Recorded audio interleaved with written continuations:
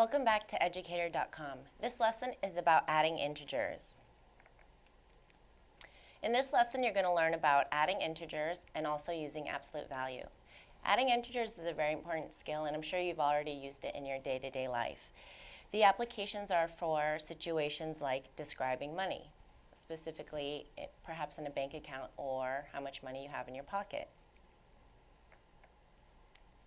The vocabulary for this lesson is integers. Integers are positive and negative whole numbers and include 0.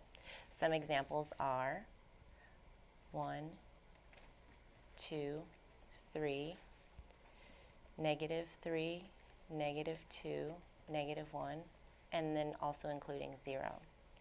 And this can continue, and this can continue.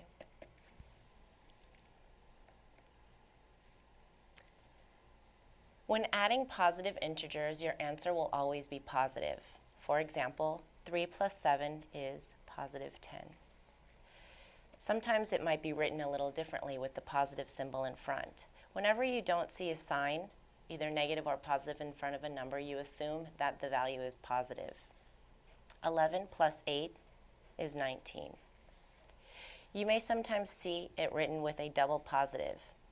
In rules of multiplication, we remember that a positive times a positive is a positive. So if you would like to simplify this, you could write it as 2 plus 6, which equals 8.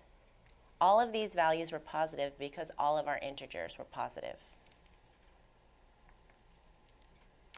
When adding negative integers, your answer will always be negative. For example, -3 plus a -7. You can think of as losing $3 one day and then spending $7. So at that point, you are at -10. You've spent $10. In the next problem, we'll look at rewriting it using the rules of multiplication. A positive times a negative becomes a negative. So this problem could be rewritten as -21 minus 3. With less signs in the middle, it may make it simpler for you to look at. -21 minus 3 is -24. You could think of a diver going down 21 feet into the water, stopping to look around, and then continuing to dive 3 more feet. So at that point, the diver is down 24 feet. Sometimes your problem may have parentheses in it. Let's also rewrite this problem. A positive times a negative is a negative. -11 minus 4 is -15.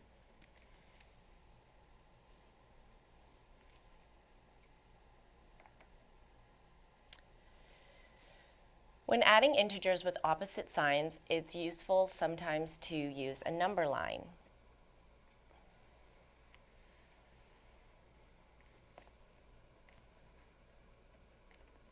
Zero, -1, -2, -3, -4, -5.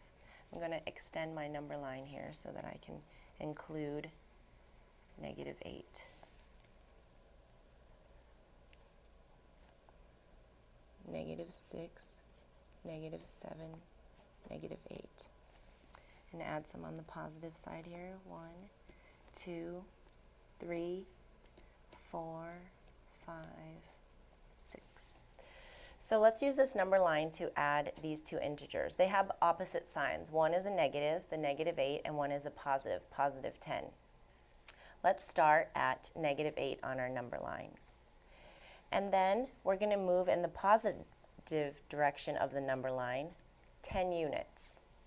1, 2, 3, 4, 5, 6, 7, 8, 9, 10. So we've stopped at +2. We started at -8 and we moved forwards in the positive direction 10 units. So -8 plus 10 equals 2. Let's use a number line to add these two integers. Once again, they have opposite signs. The 4 is a +4, and the 6 is a -6.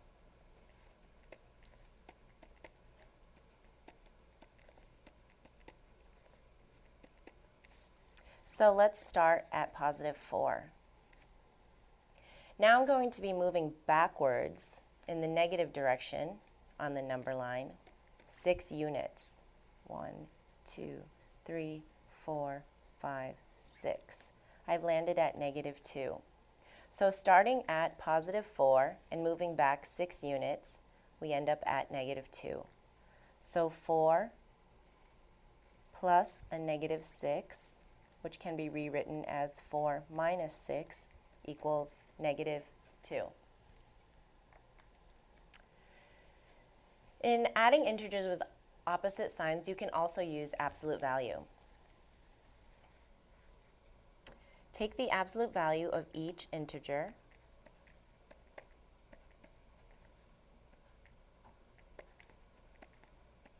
and subtract the smaller from the larger. So 18 minus 7 equals 11. Now for your answer, go back to the original problem and look at which number had the larger absolute value.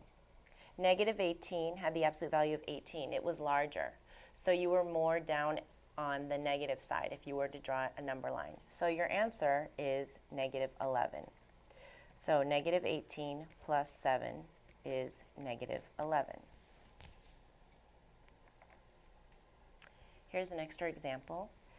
If you want to rewrite the problem, a positive times a negative is a negative. 34 minus 6 is 28. You could also use absolute value. The absolute value of 34 is 34. The absolute value of negative 6 is 6. 34 minus 6 is 28. Remember when using absolute value to go back to the original expression and look at which one has the larger absolute value. 34 had the larger absolute value and it was a positive value. So your final answer is positive.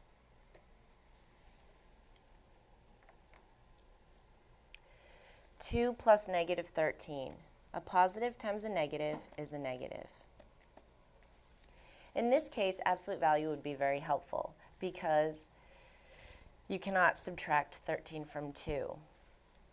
So you would take the absolute value of 2, which is 2, and the absolute value of negative 13, which is 13.